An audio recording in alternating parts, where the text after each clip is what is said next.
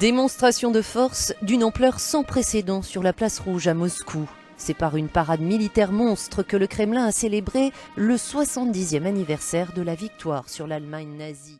La star du défilé à son conteste était le tout nouveau T4 Armata, présenté comme le char d'assaut le plus puissant au monde. La Russie le produira en série à partir de 2016. Également exhibés ses missiles balistiques intercontinentaux de près de 50 tonnes. Aujourd'hui en Syrie, la Russie est au centre du jeu.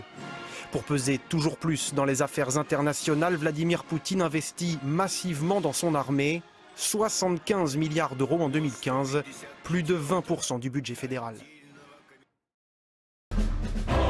Depuis le mois d'août, c'est un ballet presque quotidien auquel assistent les riverains du détroit du Bosphore. Des bateaux militaires russes, de transport de troupes ou de soutien logistique franchissent ce point de passage obligatoire pour se rendre en mer Méditerranée. Direction probable Tartous, en Syrie, où la Russie dispose d'une base stratégique depuis 1971. En 16 ans à la tête de la Russie, Vladimir Poutine l'a prouvé à plusieurs reprises, il n'a pas peur de faire la guerre. Une image qu'il compte mettre à profit en Syrie, où il se présente comme le seul recours face à l'État islamique.